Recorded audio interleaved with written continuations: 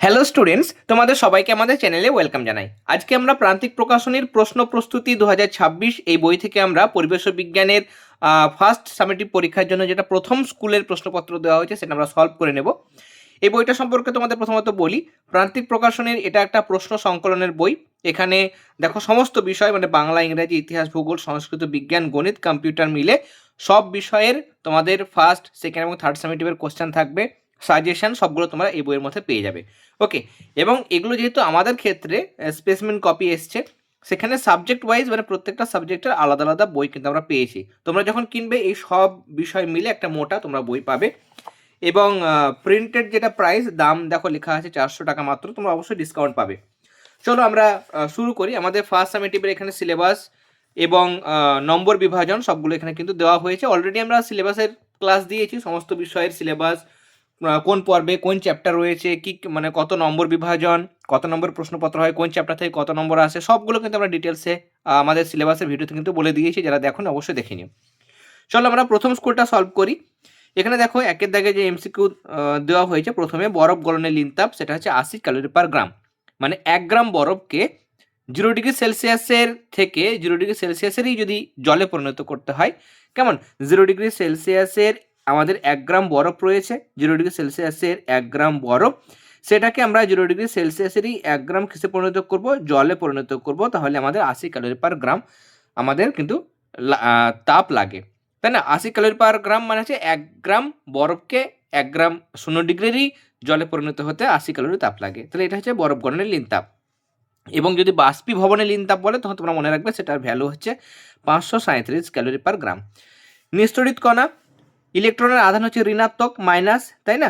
প্রোটনের আধান হচ্ছে ধনাত্মক প্লাস, কিন্তু নিউট্রনের কোনো আধান নেই, তাই জন্য নিউট্রন হবে সঠিক উত্তর। হিমোগ্লোবিন থাকে, হিমোগ্লোবিন লোহিত রক্তকণিকা মানে আরবিসির মধ্যে থাকে, রেড ব্লাড কর্পাসেলস। রিকেট এটা ভিটামিন ডির অভাবে হয়। কেসিএল এটা হচ্ছে পটাশিয়াম ক্লোরাইড, কেমন পটাশিয়াম ক্লোরাইড। সোডিয়াম ক্লোরাইড সংকেতটা জেনে রাখো NaCl। ওকে, ক্যালসিয়াম ক্লোরাইড সেটা হচ্ছে CaCl2। এরপরে সত্য অথবা মিথ্যা, প্রথমে শুষ্নি ও রাধাচূড়া গাছের পাতা দিনের বেলা একটা নির্দিষ্ট তাপমাত্রা খুলে যায়, এটা সত্য। ধনাত্মক আধানযুক্ত আয়নকে অ্যানায়ন বলে বলেছে, এটা মিথ্যা। যেহেতু ধনাত্মক আধানযুক্ত আয়নকে কি বলে, ক্যাটায়ন বলে। সজনে ডাঁটাতে প্রচুর খাদ্যতন্তু পাওয়া যায়, এটা সত্য। ফাইটোকেমিক্যালস ক্যান্সার হওয়ার সম্ভাবনা কমায়, এটাও সত্য। হলুদ মিষ্টি ও সস্তা বিরিয়ানিতে ক্যারামেল থাকে না, এখানে কি থাকে, এখানে কিন্তু ওই মেটানিল ইয়েলো থাকে।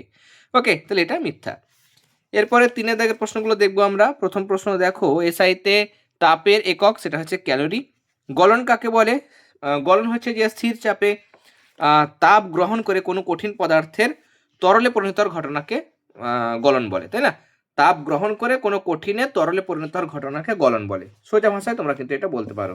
ওকে, তাপ প্রয়োগের ফলে কঠিন পদার্থের তরলে পরিণত হওয়ার ঘটনাকে গলন বলে। এরপরে প্রশ্ন হচ্ছে, চুল ও নখে কোন প্রোটিন থাকে? কেরাটিন প্রোটিন থাকে। পারমাণবিক সংখ্যার সংজ্ঞাটা তোমরা টেক্সট বইয়ের মধ্যেও পাবে। আমি প্রান্তিকের যে রেফারেন্স বই সেখান থেকে তোমাদের দেখাচ্ছি। এই যে পারমাণবিক সংখ্যা মানে পরমাণু ক্রমাঙ্ক। কোনো মৌলের নিউক্লিয়াসে যত সংখ্যক প্রোটন থাকে সেই সংখ্যাকে ওই মৌলের পরমাণু ক্রমাঙ্ক মানে পারমাণবিক সংখ্যা বলে। যেমন সোডিয়াম পরমাণুতে 11টি প্রোটন আছে, তার জন্য এর পরমাণু ক্রমাঙ্ক হবে 11। টেক্সটেও পাবে, টেক্সট বইয়ের মধ্যেও আমাদের কিন্তু এই প্রশ্ন আনসারগুলো পাবে সবগুলো। এই এই মানে কিছু কিছু প্রশ্ন আমরা জানি যে সরাসরি আমাদের টেক্সট বুকের মধ্যেও কিন্তু পাওয়া যায়। এই যে কোনো পরমাণুর প্রোটন সংখ্যাকে তার পরমাণু ক্রমাঙ্ক বা পারমাণবিক সংখ্যা বলে। যেমন ওই এক্সাম্পলটা দিতে পারো, কার্বনের পরমাণু ক্রমাঙ্ক হচ্ছে 6, সোডিয়ামের হচ্ছে 11। নেক্সট কোয়েশ্চেন আমাদের PCl5 মানে ফসফরাস পেন্টাক্লোরাইড। এখানে ফসফরাসের যোজ্যতা দেখো, ফসফরাস 5টা ক্লোরিনের সঙ্গে যুক্ত হয়েছে, তাই জন্য যোজ্যতা 5।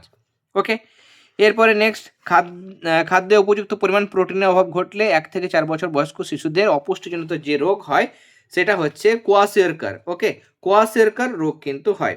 আমাদের বইয়ে দেখবে ছবি দেওয়া হয়েছে, টেক্সট বইটা যদি তোমরা বের করো, এখানে তোমাদের দেখাচ্ছি। এই যে আমাদের ছবি রয়েছে কত পাতায়, 157 পাতায় রয়েছে, দেখো। ওকে, এখানে ম্যারাসমাসের কথা বলেছে, কোয়াশেরকার এটাও কিন্তু থাকবে, কোয়াশেরকার এটা কিন্তু থাকবে। এই যে পরের পাতায় 1 থেকে 4 বছর বয়স্ক শিশুদের কিন্তু কোয়াশেরকার রোগ হয়। ওকে, ছবি কিন্তু দেওয়া হয়েছে। এরপরে নাইট্রোজেন এবং হাইড্রোজেনের বিক্রিয়ায় অ্যামোনিয়া তৈরি হয়, সমতা বিধান করো। এখানে আমরা যদি করি, আমি উপরে এই জায়গাটাতে করছি, দেখো এই যে নাইট্রোজেন রয়েছে আর হাইড্রোজেন রয়েছে, বিক্রিয়া করে কি হয়, বিক্রিয়া করে আমাদের NH3 মানে অ্যামোনিয়া তৈরি হয়। তো NH3 লিখলাম। এবার দেখো নাইট্রোজেন দুটো, এখানে নাইট্রোজেন একটা আছে, তাহলে 2 বসাবো, তাহলে N2 আর এখানে 2N, একই জিনিস হয়ে গেল, দুটো পরমাণু হয়ে গেল। হাইড্রোজেন দেখো 3টে করে 2বার, মানে 3 2 6টা হলো, তাহলে এখানে 3 বসাতে হবে যাতে করে 3 2 6টা হয়। সব সমান হয়ে গেলে এবার সমান চিহ্ন দেবে, তাহলে এদিকে নাইট্রোজেন পরমাণু দুটো, এদিকে দুটো, 3 2 6টা হাইড্রোজেন, 2 3 6টা হাইড্রোজেন, ম্যাচ হয়ে গেল। তাহলে N2 + 3H2 সমান চিহ্ন দিয়ে 2NH3, এটা হবে সঠিক উত্তর। নিউট্রনবিহীন একটি মৌলের নাম, এটা সাধারণ হাইড্রোজেন বা প্রোটিয়াম। ওকে, পারমাণবিক সংখ্যাও 1, ভর সংখ্যাও 1। আমাদের তাপ চ্যাপ্টার থেকে কিন্তু সম্পূর্ণ ক্লাস আমি প্রোভাইড করে দিয়েছি, বোর্ডে সব জিনিস সহজ করে বুঝিয়ে দিয়েছি। ক্লাসটা ফলো করলে যে কোনো প্রশ্নের আনসার তোমরা করতে পারবে, গাণিতিক প্রশ্নও সেখানে কিন্তু আমি সলভ করে দিয়েছি। যারা দেখোনি তাপ চ্যাপ্টারের ক্লাসগুলো অবশ্যই দেখে নিও।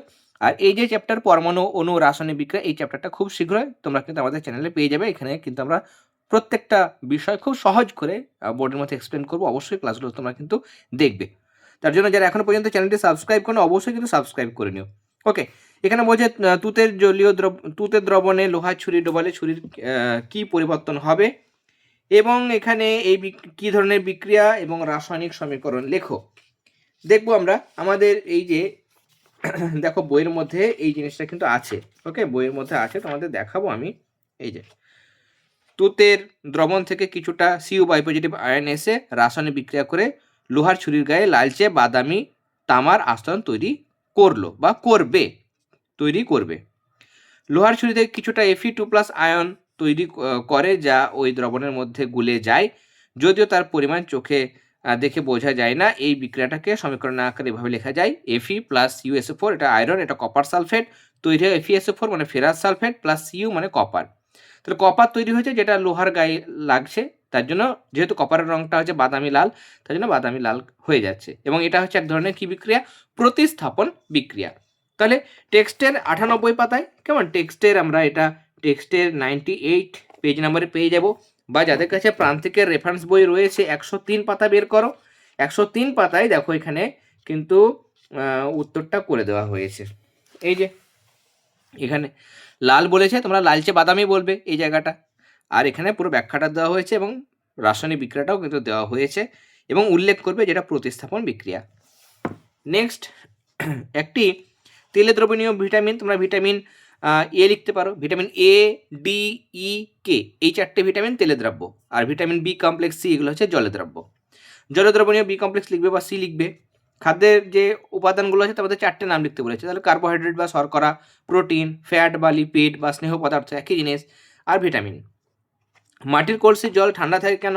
প্রান্তিকের পেজ নাম্বার 15, প্রান্তিকের পেজ নাম্বার 15-এ এই যে তোমরা যখন লিখবে, যেহেতু এখানে পুরো কোশ্চেনটা দেয়নি, তাহলে এখান থেকে আমাদের শুরু করে এতটা লিখতে হবে। ওকে, এখান থেকে শুরু করে এতটা। আর যদি এটার আনসার টেক্সট থেকে লিখতে চাও, তোমাদের টেক্সট থেকে দেখাবো, টেক্সট থেকেও খুব সুন্দর করে দেওয়া হয়েছে এটার উত্তর। ওকে, টেক্সট থেকেও খুব সুন্দর করে আমাদের এই প্রশ্নের আনসারটা তোমরা করতে পারবে। এই যে মাটির কলসির জল ঠান্ডা থাকে, তার কারণ মাটির কলসির গায়ে আমরা দেখতে পাই না, কিন্তু মানে আণুবীক্ষণে সূক্ষ্ম সূক্ষ্ম ছিদ্র থাকে, ওই ছিদ্র দিয়ে কিছুটা জল বাইরে বেরিয়ে আসে। এবার ওই বাইরে বেরিয়ে আসা জলটা বাষ্পীভবন হয়, যার জন্য যে লিনতাপ দরকার হয় সেটা কিন্তু কলসি থেকে এবং কলসির ভেতরে থাকা জল থেকে কিন্তু গৃহীত হয়। তার জন্য ওই কলসি বা কলসির জলটা তাপ হারিয়ে ঠান্ডা হয়, এ কারণে কলসির জলটা ঠান্ডা হয়ে পড়ে। এখান থেকে শুরু করে এতটা। ওকে, টেক্সট থেকে লিখলে টেক্সটের পেজ নাম্বার 13। ওকে, টেক্সটের পেজ নাম্বার 13, টেক্সটের আমরা পেজ নাম্বার 13। এখানে বলছে যে সেলসিয়াস এবং ফারেনহাইট স্কেলের মধ্যে সম্পর্ক কি, লিখবে C/5 = F - 32/9। সি হলো সেলসিয়াস স্কেলের তাপমাত্রা, এফ হলো ফারেনহাইট স্কেলের তাপমাত্রা, এই দুটো কথা অবশ্যই লিখে দেবে। ফারেনহাইট স্কেলের 32 ডিগ্রি ফারেনহাইট কত ডিগ্রি সেলসিয়াস সমান, সেটা অবশ্যই 0 ডিগ্রি সেলসিয়াসের সমান। তোমরা যারা আমাদের পেড গ্রুপে যুক্ত হতে চাইছো, দেখো আমি স্ক্রিনে দিয়ে দিয়েছি, স্ক্রিনে তোমরা দেখতে পাচ্ছ পেড গ্রুপের আমাদের 3টি বিষয় রয়েছে, পরিবেশ বিজ্ঞান, ইতিহাস, ভূগোল, এই 3টে বিষয়ে তোমরা নোটস, প্রত্যেকটা চ্যাপ্টার ওয়াইজ কোশ্চেন আনসার তোমরা পাবে, একদম যেরকমভাবে পরীক্ষা লিখতে সেরকমভাবে তোমরা মানে ওই নোটসগুলো পেয়ে যাবে। এবং প্রত্যেকটা টার্মের আগে তোমরা সাজেশন পাবে, সাজেশনের আনসারগুলো কিন্তু সেই পেড গ্রুপের মধ্যে পাবে। তাহলে নোটসপত্র 3টে বিষয়, পরিবেশ বিজ্ঞান, ইতিহাস, ভূগোল, এইগুলো নোটস তোমরা পাবে, প্রত্যেকটা চ্যাপ্টার ওয়াইজ নোটস এবং প্রত্যেকটা পরীক্ষার আগে সাজেশন আনসার তোমরা কিন্তু সেই গ্রুপের মধ্যে পাবে। অ্যাডমিশন নিতে চাইলে আমাদের হোয়াটসঅ্যাপ নাম্বার দেওয়া থাকলে সেখানে তোমরা যোগাযোগ করতে পারো। আর আজকে যে ক্লাসটা দিলাম, আজকের ক্লাসটা ভালো লেগে থাকলে অবশ্যই ক্লাসটাতে লাইক দেবে। যারা প্রথমবার চ্যানেলে এসেছে অবশ্যই সাবস্ক্রাইব করে নিও এবং আমাদের আজকের ক্লাস তোমাদের বন্ধুদের সাথেও কিন্তু অবশ্যই শেয়ার করে নিও।